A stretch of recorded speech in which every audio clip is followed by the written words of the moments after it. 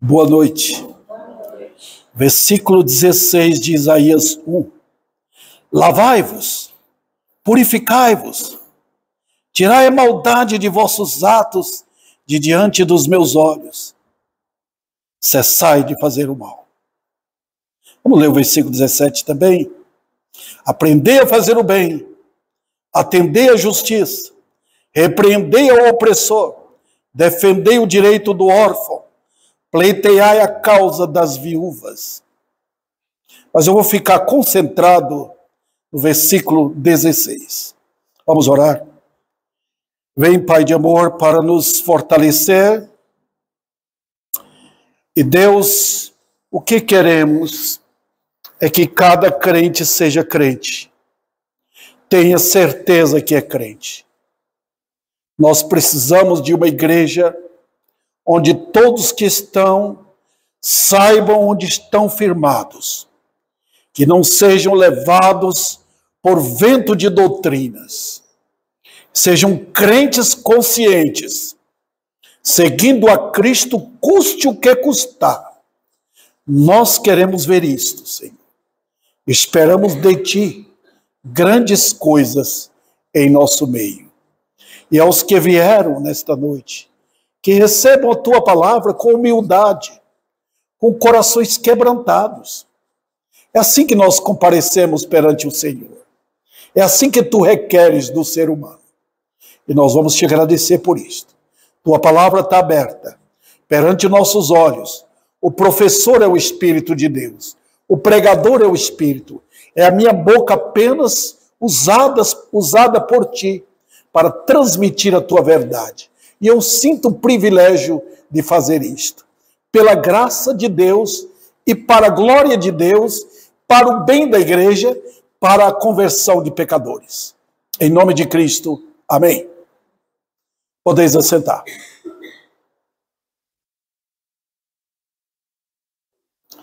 Eu quero pregar hoje à noite sobre a situação imunda do pecador. Está bem quente, irmãos. Se vocês quiserem aproveitar e cada um pegar uma água, eu vou querer, irmã Rosa, se possível. Vocês quiserem pegar um copo d'água assim para vocês e tomar assim durante o culto, vale a pena. Tá? A água é de graça, ninguém paga aqui não.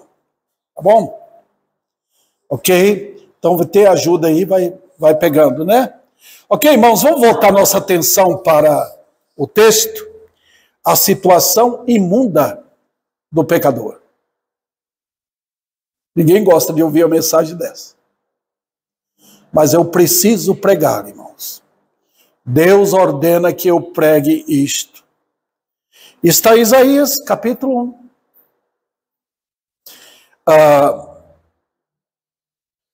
A situação hoje, irmãos, é tão terrível que se eu mudar a minha mensagem, se eu mudar, o povo começa a chegar.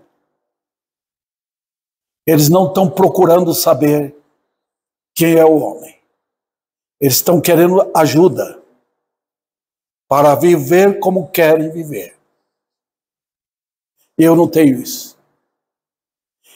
Irmãos, como pregador, eu não tenho melhoral, um comprimidinho para dar para os homens. Nós temos a mensagem, obrigado, irmã Rosa, de arrependimento aos pecadores.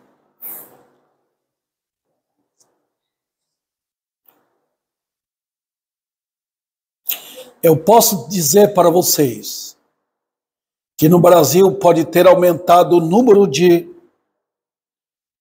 evangélicos. Aumentou muito. Mas não aumentou o número de crentes. Tem muitos evangélicos. Eles trabalharam de tal maneira que as pessoas não querem ouvir outra coisa, senão procurar autoajuda. Se você vem aqui e Davi Sena não tem a mensagem que você quer, vai para outra igreja, né? Lá tem. Então, irmãos, Creio eu que a situação hoje no Brasil está igual do tempo de Isaías. Vamos pegar o contrário. O tempo de Isaías reflete hoje, obviamente, com várias diferenças, né? Línguas, costumes e a própria época, mas o pecado é o mesmo. Tá?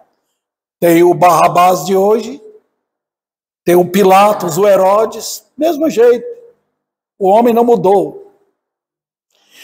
Olha, irmãos, o que estava acontecendo nos dias de Isaías?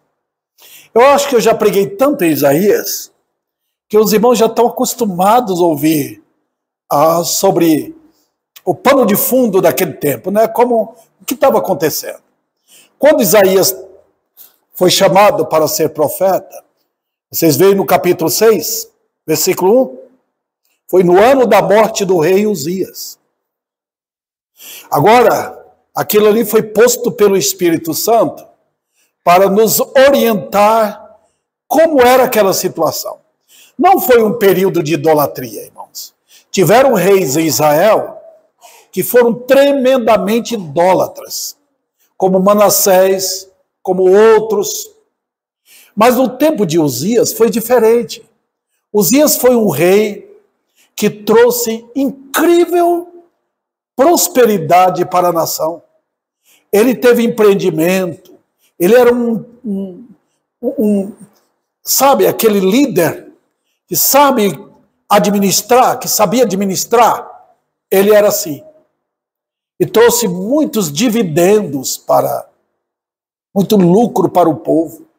A nação estava esbanjando dinheiro. E as nações em volta, faziam negócios com o rei Uzias. Só que, concomitantemente, quer dizer, ao mesmo tempo, Uzias trouxe um ar, um espírito de orgulho na nação. Vocês lembram o histórico dele? Está relatado no capítulo, está relatada a história dele no capítulo 26 de 2 Crônicas. Breve história, mas já dá para entender. O que aconteceu? O povo ficou orgulhoso. O povo tinha dinheiro. Se vocês olharem o capítulo 3 aqui, o capítulo 2, se não me engano, eu não vou envolver-me nessas pesquisas disso agora, porque o tempo não dá. Mas o povo tinha carro, era claro que eram aquelas carroças bonitas, né? Eles tinham, todo mundo tinha dinheiro para comprar isso. O povo tinha dinheiro para esbanjar.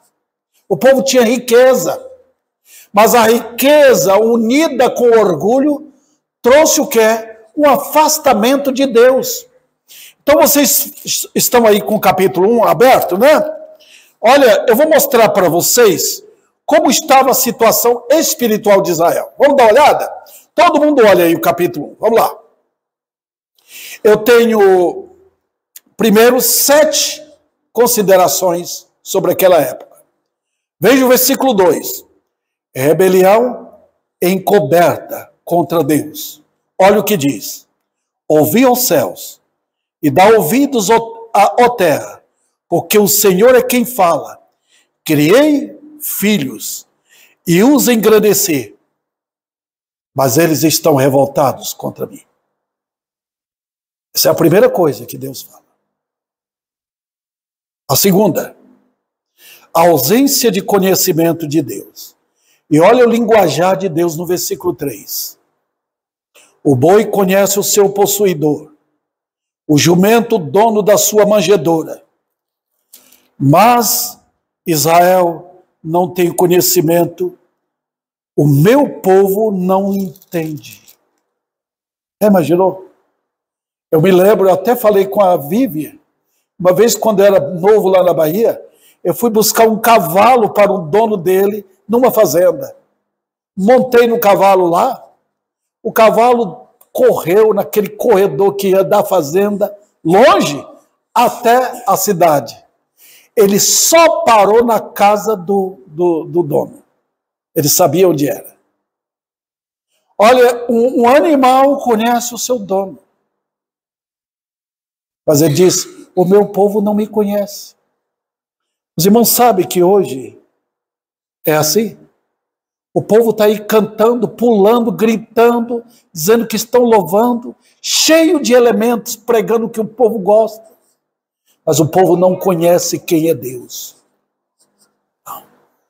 Eles têm uma noção de Deus, mas uma noção errada, porque quem confabulou esse erro para eles foram os falsos profetas.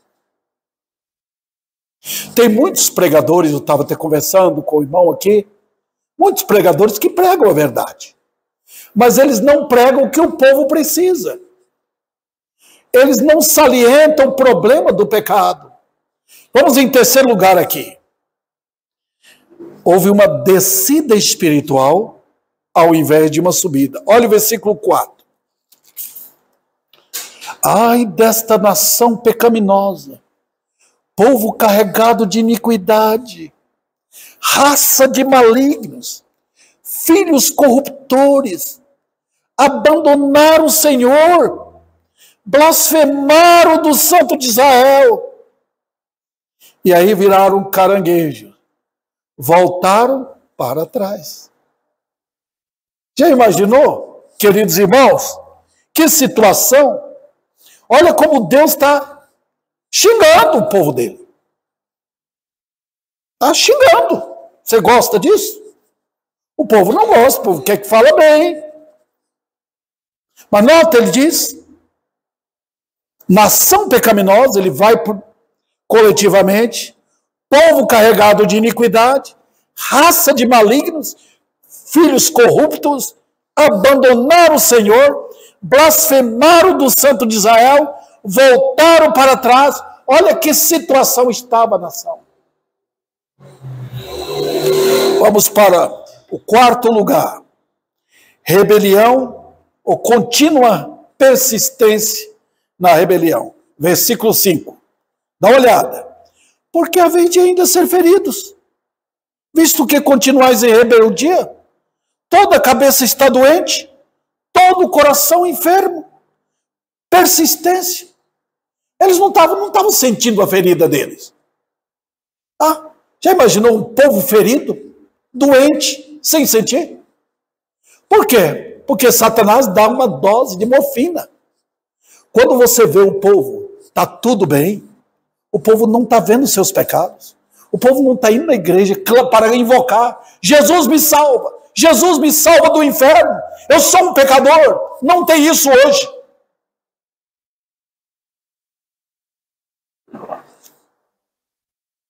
O que acontece? Olha a situação. O povo está corrompido, doente, sem sentir. Quinto lugar, imperceptível condição de miséria. Versículo 6. Dá uma olhada. Desde a planta do pé até a cabeça, não há nele coisa sã, senão feridas, contusões, chagas inflamadas, umas e outras não espremidas, nem atadas, nem amolecidas com óleo. Olha a linguagem de Deus, irmãos, para falar da situação espiritual. Ele usa uma linguagem conhecida. Não é que o povo estava cheio de ferida, não é que tinha a pereba na cabeça, no corpo, nada disso, não. Ele está falando da situação espiritual. O homem interior estava completamente em chagas, sem sentir.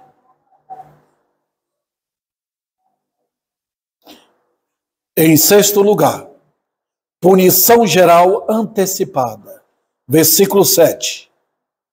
A vossa terra está assolada, as vossas cidades consumidas pelo fogo, a vossa lavoura os estranhos devoram em vossa presença, e a terra se acha devastada como numa subversão de estranho. Estava acontecendo isso nos dias de Uzias?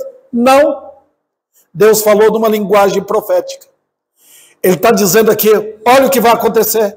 Vocês estão todos pulando de alegria, todo mundo com dinheiro no bolso, todo mundo tem para gastar com pinga, todo mundo com cerveja, todo mundo com festa, com gritos, vem aqui para Jerusalém, traz os animais para matar, traz ofertas, traz o seu violão, traz outros tambores, e assim, e vocês não percebem o que eu vou trazer. Vai chegar o momento que a terra vai ficar devastada. Eu vou tirar todos os moradores. Eu vou mandar todos para a Babilônia. E todos vão ficar há 70 anos lá.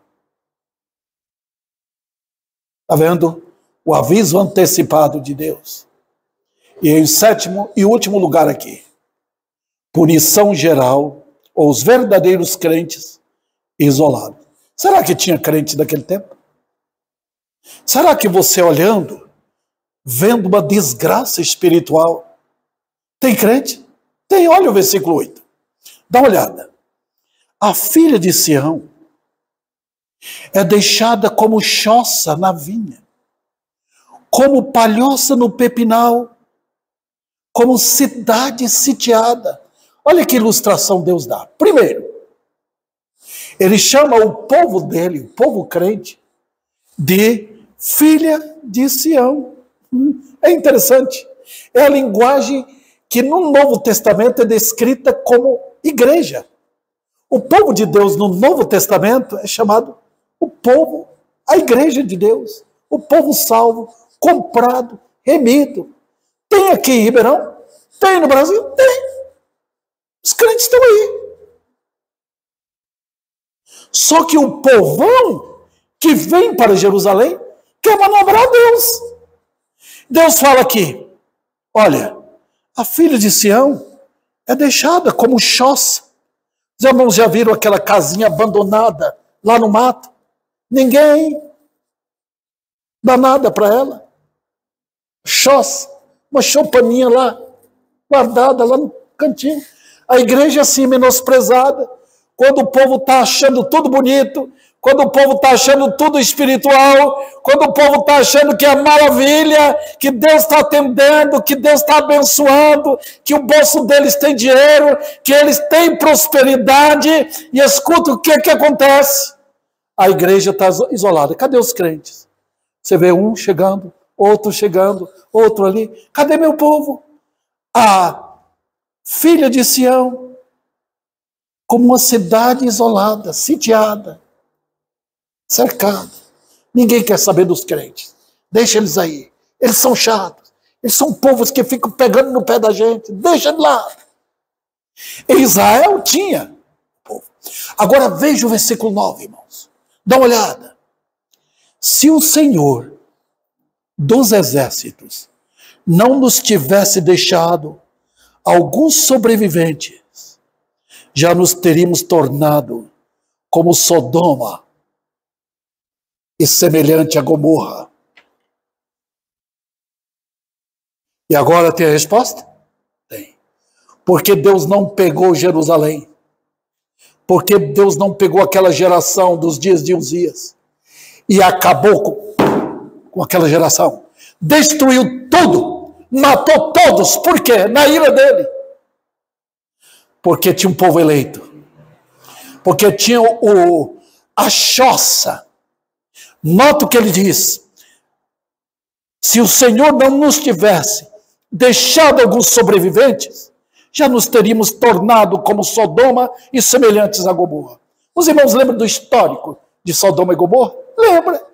Lembra que Abraão sabia que o sobrinho dele estava lá, com a família dele, e Deus ia destruir Sodoma e Gomorra. Ele começou a orar. E ele foi de 50 até, se não me engano, 5. Ele foi diminuindo. E se tiver tanto? Alguém disse para mim que Abraão deveria ter insistido mais, né? Mas nota, irmãos, Deus falou, se tiver 5, eu não vou destruir a cidade.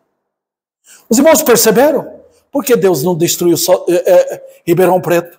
Por que Deus não destruiu o Brasil? Por que Deus não acabou com esta raça perversa, contaminada, malvada, pervertida, corrompida? Porque Deus não destruiu. porque tem os eleitos, tem um grupo do Senhor, por isso que ele não fez ainda.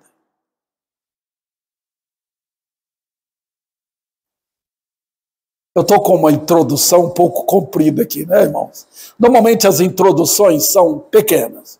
É igual a calçada da igreja ali. É uma introdução pequena. Mas eu estou com uma introdução bem larga aqui.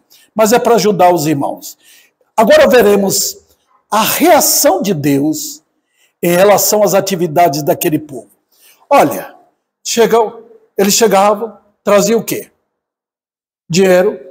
Opa, os pastores gostam, vem trazer dinheiro, é isso que nós queremos, uma igreja com tutu, né? Nós temos muita coisa para fazer, o salário vai aumentar, dinheiro é bom para isso, mas note, o povo estava trazendo, é isso que quer? Nós temos, eles tinham dinheiro, a entrada financeira era maravilhosa, os sacerdotes gostavam disso, traziam também instrumentos musicais. E eles cantavam, saudavam, cantavam salmos, cantavam tudo, né? E era assim. Eles também, irmãos, traziam os animais. O senhor ali, ele cometeu um pecado, está aqui um animal, eu trouxe esse cordeirinho, eu sou mais pobre, eu trouxe isso aqui com mais recurso. Eu não podia trazer meu boi que eu ia trazer, mas eu vendi e trouxe a oferta. Olha, era assim que eles faziam. Qual é a razão de Deus? Qual é?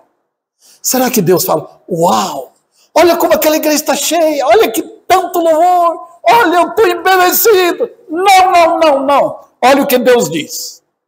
Versículo 11, rejeição do sacrifício. Dá uma olhada.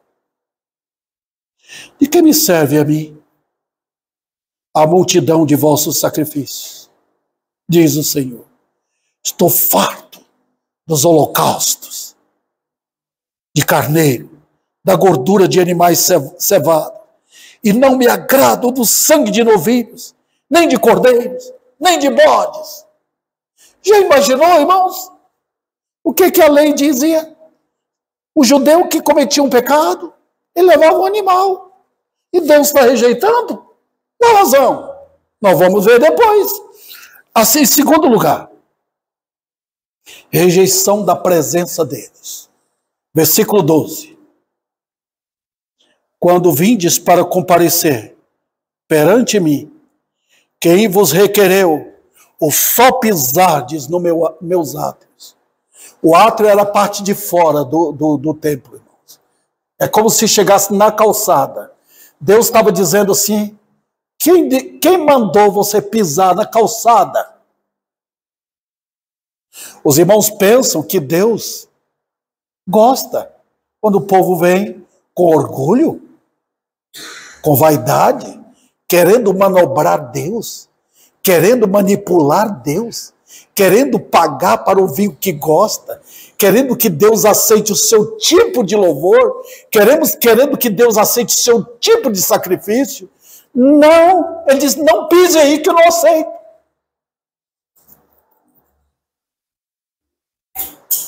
Nós achamos que é brincadeira, irmãos. Eu lembro de Eliseu, quando o rei de Israel, do lado do norte, chamou Josafá, um homem de Deus, para lutar com ele. Os dois chegaram perante Eliseu. Eliseu olhou para o rei Jorão, do reino do norte, e disse, se não fosse a presença de Josafá, eu nem contemplaria a tua face.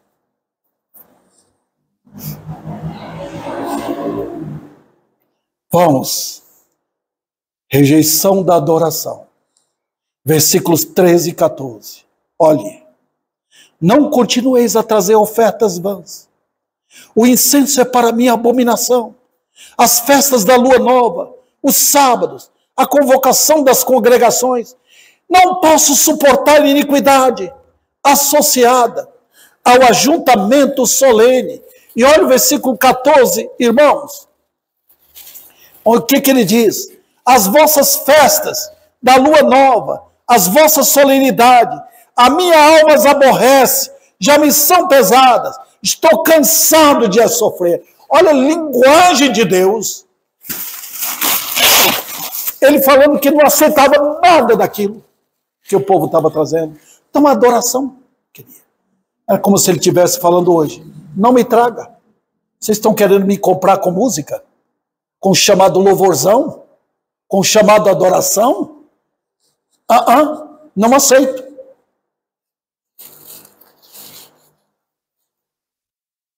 Eu não aceito iniquidade misturada. Louvor, culto solene misturado com iniquidade. E em quarto lugar, rejeição das orações. Olha o versículo 15. Pelo que quando estendeis as mãos, escondo de vós os olhos. Quando multiplicais as vossas orações, eu não ouço, porque as mãos estão cheias de sangue.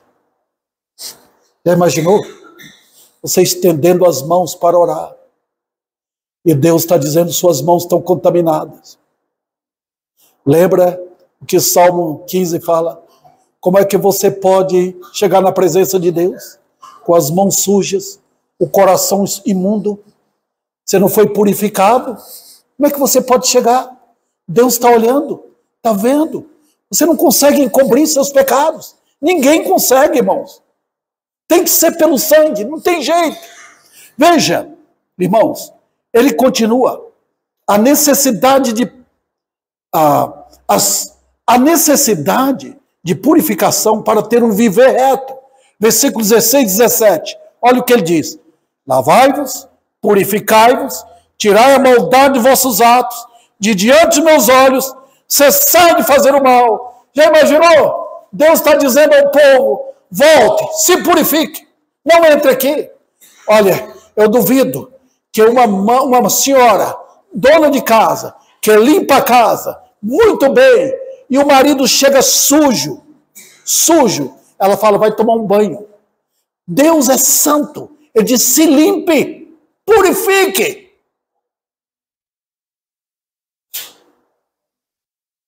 Que linguagem, irmãos? Não é a linguagem que eu preciso usar e trazer para vocês? Vamos então, agora, ver o primeiro ponto. O que o texto quer nos ensinar? Eu tenho aqui, irmãos, eu não sei se vai dar para passar tudo, vou tentar. O tempo está acabando.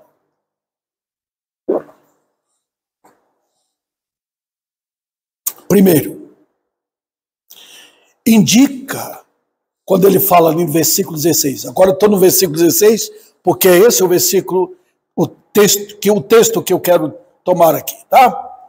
Indica um Deus imutavelmente santo. Ele, a mais simples mancha do pecado, é considerado para ele como imundice. Os irmãos perceberam? Nós fazemos diferença de pecado, Deus não faz. Pecado é pecado. Se alguém chega na sua casa e joga um pouco de terra, é sujeira, mas não é tanto assim. Mas se o animal fizer sujeira ali, aquilo é abominação, não é? Deus considera o pecado como pecado. Tudo Satanás, usando os falsos mestres, estão tentando encobrir isso dos homens. Dentro da igreja e fora da igreja. Está tudo bem, você pode orar. Está todo mundo assim, todo mundo orando. Todo mundo falando que tem Deus no coração. As mãos estão sujas. O coração está corrompido. Não foi purificado. Deus lave. Então, irmãos, vejamos como ele é intensivo nas suas ordens. Olha o versículo 16. Ele diz, lavai-vos, purificai-vos. Não, está tudo bem. Ô pastor, ele é filho de crente. Ele está agora participando. Escuta, já é salvo? Já foi purificado? Já foi limpado dos seus pecados? Ah, mas ele fez um discipulado, aprendeu aqui alguns doutrinas. Não, já foi purificado? Já passou pelo sangue remidor? Não, então precisa.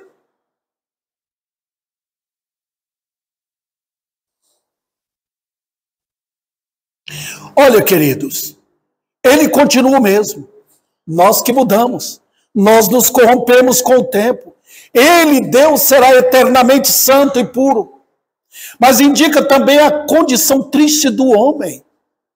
A sujeira é proveniente do coração. Os judeus, no tempo de Jesus, eles eram tão orgulhosos, criaram uma religião de fora, da aparência. Eram assim os fariseus. Eles faziam questão que o povo lavasse as mãos, lavasse o copo, né? Eles olhavam, olha, o copo está sujo, precisa lavar. Eles olhavam a aparência e não o coração. Jesus olhou o coração, diz, purifica o coração, limpa o coração da imundície do pecado. Eu fico triste de ver que as mensagens hoje não são para atingir o coração, são para atingir o bem-estar das pessoas, para elas se sentirem bem em seus pecados.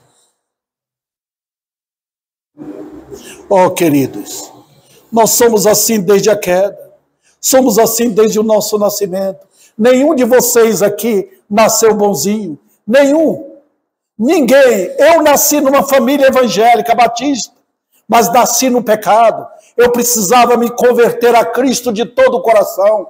Não tinha jeito. Minha mãe me levou para a igreja. Eu fui desde pequeno para a igreja. Mas um dia eu precisava de ter o novo nascimento, a purificação dos meus pecados.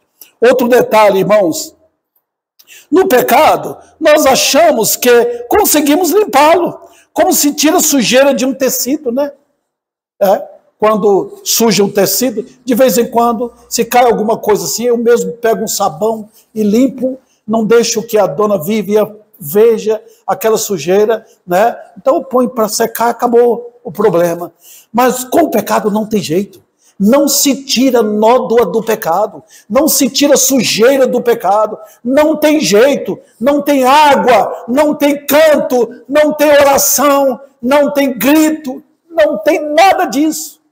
Só o sangue.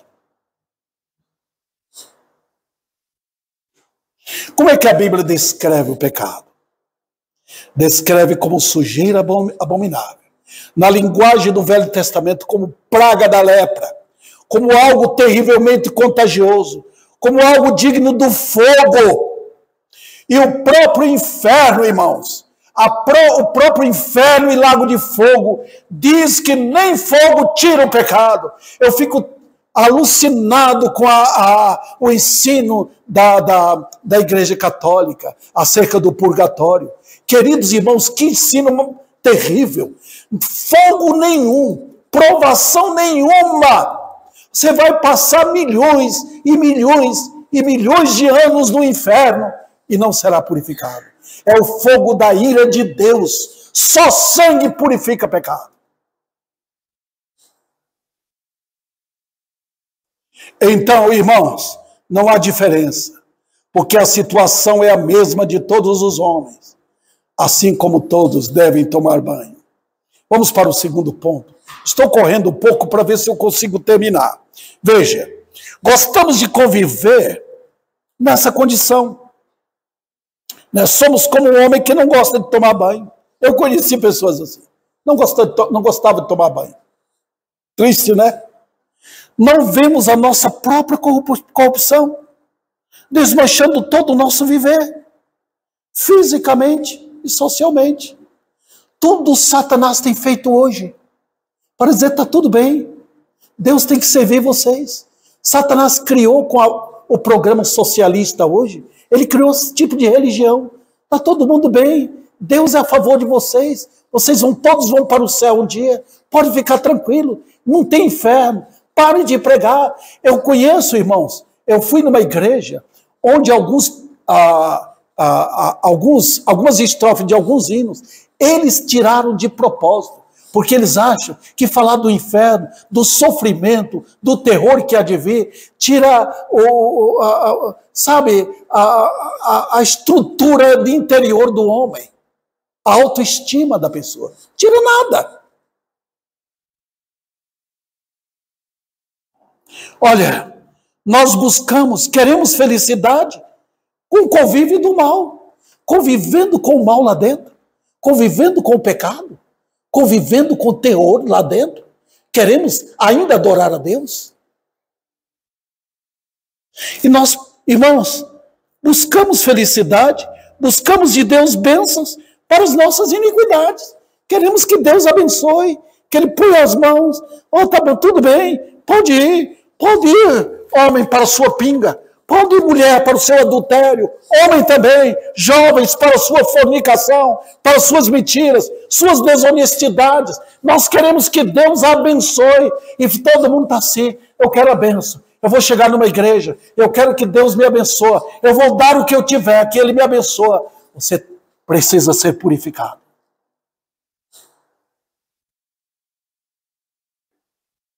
E nós não vemos que nossa sujeira corrompe nosso ambiente, aumenta ainda mais nossa triste condição perante Deus.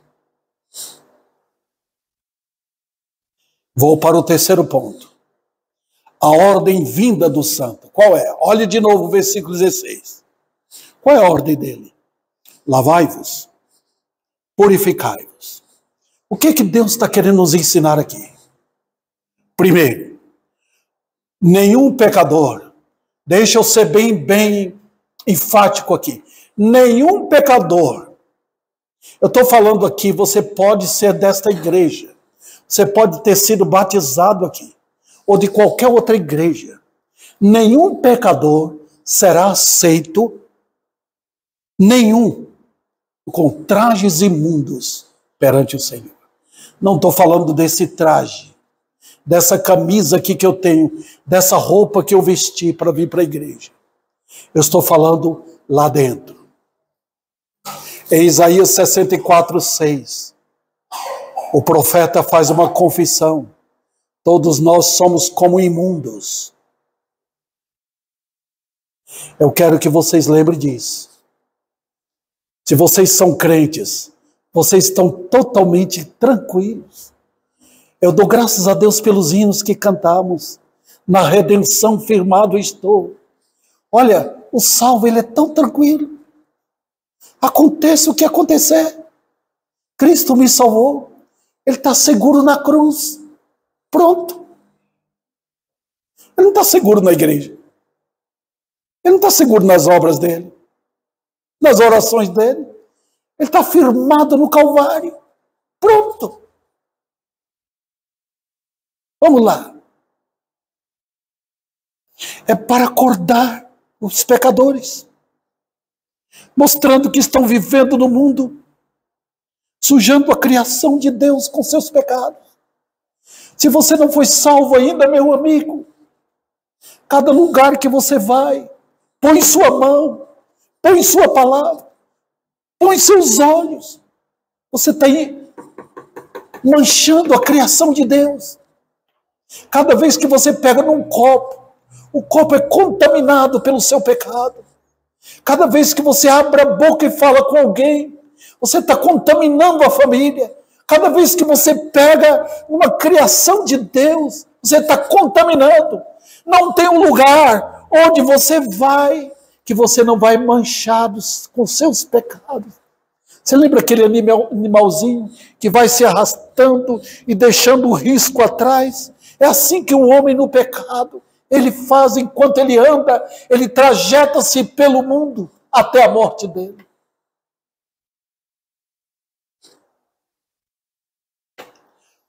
Vocês não serão aceitos.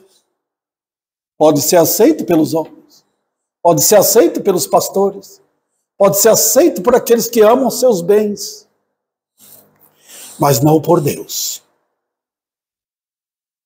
Veja, não pode ser uma mera limpeza. O que é que ele diz? Lavai-vos, as duas coisas, purificai-vos. Eu já falei para os irmãos aqui, Periodicamente, eu gostava, né, de lavar a louça com água fervendo. Porque é mais do que lavar, é purificar. Veja, ele diz, lavai-vos e purificai-vos.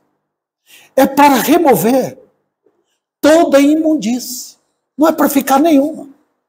Tem pessoas que pensam que é a igreja deles, porque eles foram batizados, porque eles têm uma Bíblia, porque eles fazem oração, porque eles sentem a presença de Deus. Está tudo bem? Não.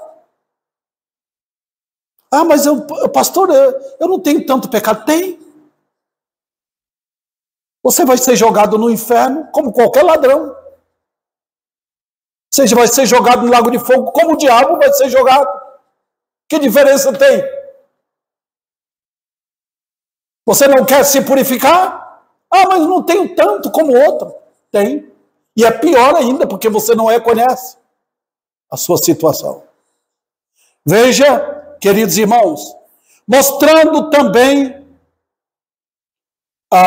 que não há neste mundo nada que possa tirar as manchas. E Jeremias diz, ainda que você se lave com salitre, com qualquer química, põe lá, entra numa bacia, põe qual que você vai tirar suas manchas? Não. Um garotinho tentou, ele não gostava da cor escura dele. Ele entrava numa bacia, jogava sabão, omo, tudo ali. Mas note, nada saía. É o pecador tentando tirar com seus esforços, tentando tirar suas imundícias. Não consegue. Também é urgente. É por isso que eu estou pregando isto, irmãos. O que eu vou falar? Eu vou falar de família? Eu vou pregar sobre família hoje? Não. Eu estou dando estudo em Efésios. Os crentes que vierem na escola dominical vão aprender determinadas coisas. Mas a ênfase no meu ministério, até que o Senhor me tire deste mundo, é arrependei-vos e convertei-vos. Urgente. Não é brincadeira. Os homens do pecado estão a um passo de cair no abismo. A um passo. Não caíram ainda, porque Deus está usando as orações dos santos. Deus está pendurando muitos assim, no abismo, pronto para soltar. Prontos, eles não percebem. É urgente. Não tente disfarçar. Não vai entrar no céu. Não tente. Não tente chegar lá, dizer, eu fiz isso. Não vai entrar. Outro detalhe, queridos, é proibido entrar na presença dele. Você não consegue falar com ele. Não poderá falar com ele. Não será aceita a sua oração. Não será aceita a sua oferta. Nem sua adoração. Pode vir com tambor. Pode vir com violão. Pode vir com qualquer tipo de instrumento. Não será aceito enquanto você não for lavado pelo sangue do Cordeiro.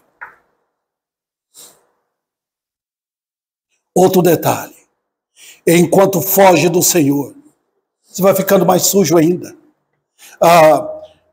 O mundo é um lugar assim. Seu prazer é pela sujeira. Seu conforto é sujeira. Sua paz é sujeira. Seu Deus é o Deus da sujeira e não o Santo de Israel.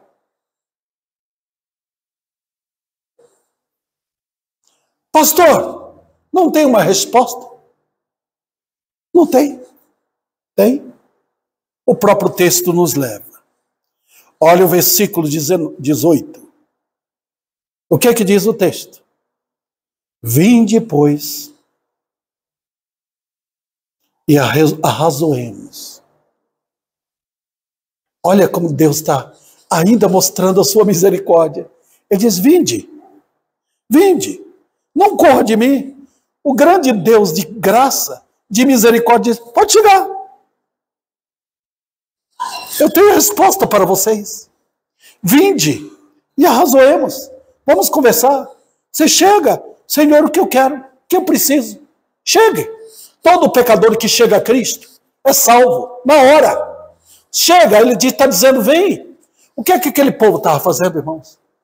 Eles estavam pegando os animais, matavam os animais, jogavam o sangue assim, punha a mão na cabeça do animal. Vamos ilustrar aqui.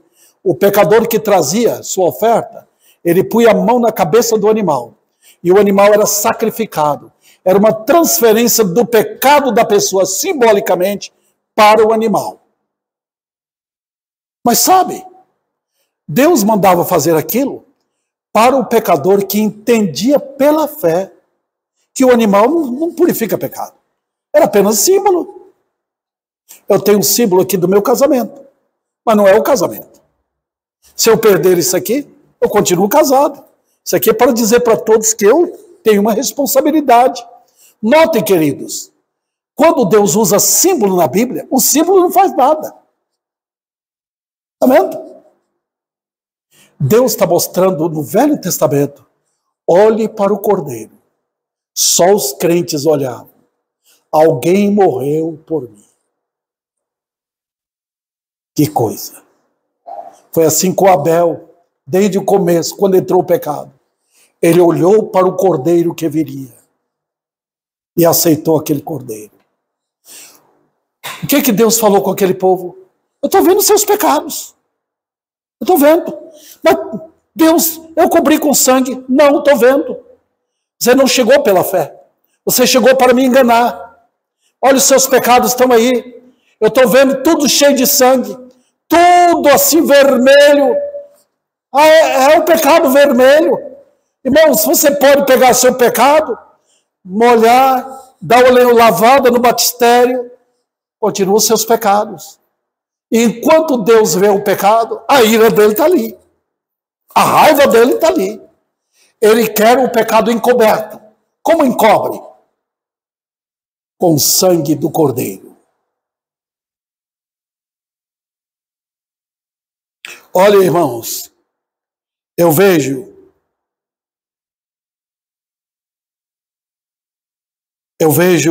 milhares assim. Deixa eu tentar aqui, irmãos. Alguns tentam encobrir os seus pecados com cores da religião, com a música. Não encobre. Deus está vendo ainda. Se você não foi a Cristo, se você não foi em confissão, creia nele agora. Creia no Senhor. Nós cantamos o hino. Oh, crê nesse amor sem igual. Vem a Cristo. Eu nunca vou convidar ninguém para vir na minha igreja. Eu nunca vou convidar alguém para vir a ver o pastor Davi Sena pregar. Nunca farei isso. Eu não quero me projetar longe de mim. Eu quero ficar bem oculto, irmãos, para que Cristo apareça. É a glória dele. Pecadores, venha a Cristo. Como, pastor? Eu estou cheio de pecado, tá mesmo. Da cabeça aos pés. Creia nele agora. Chega. É pela fé. Jesus é o Salvador, ele está perto. Pronto para salvar. Não é maravilhoso isso? Mas eu não tenho que fazer nada? Sim. Você chega para ele. Humilde. Não como o povo de Israel. Ele diz aqui, vinde. Olha o versículo 18. Ainda que os vossos pecados sejam como a escarlata, eles se tornarão brancos como a neve. Ainda que sejam vermelhos como o carmesim, se tornarão como a lã. Olha, irmãos, o trabalho que Deus faz pelo sangue. Quando Davi pecou, Salmo 51, ele chegou, Senhor, purifica, torna-me mais alvo do que a neve. Olha o pecador chegando a Cristo, pedindo para ele, Senhor, me purifica. Eu quero o perdão dos meus pecados. Eu sei que eu estou indo para o inferno e eu mereço cair lá. Se o Senhor me atirar com o diabo, eu mereço. Mas agora, purifica-me, Senhor. Livra-me dos meus pecados. Eles são minha miséria. Eu vim com eles para o mundo. Eu vim para te ofender com minha boca, ouvir mentiras, olhar para coisas impróprias, manchar minhas mãos servindo ao diabo. Eu quero agora que o Senhor me perdoe todos os meus pecados. Sabe qual a resposta? Olha 1 João 1,7. O sangue de Jesus, seu Filho, nos purifica de todo o pecado. Quando você chega a Cristo, a paz com Deus inunda seu coração. Pode vir o diabo com tudo. Pode o mundo falar o que quiser. Cristo perdoou. A paz com Deus veio. E você está livre. Você pertence ao povo de Deus agora. Pronto. Servi-lo fielmente. Tem um hino que diz: se paz a mais doce me deres gozar, se dor a mais forte sofrer, ou seja o que for, tu me fazes saber que feliz com Jesus sempre sou. E quando vier a morte, você não vai ter medo, porque o sangue fez tudo. O sangue purificou, limpou completamente, de tal modo que Deus não vê mais culpa nenhuma que ele leve para o inferno. Você vai viver como um crente, vai viver em santidade, vai ser uma ovelha do Senhor, seguindo ao Senhor, Ele orientando sua vida, livrando do mal. É a graça de Deus, é o poder do Senhor Jesus Cristo, aquele Cordeiro que na cruz foi entregue para tirar o pecado seu, meu amigo. E é esse o convite que nós aqui na igreja pregamos. Convite ao pecador. Vem a Cristo. Vem agora. Vem pecador. Vem confiadamente. Não confie em você. Não confie na sua Bíblia em casa. Não confie na sua oração feita. Confie em Cristo agora para o perdão dos seus pecados. Vamos ficar em pé.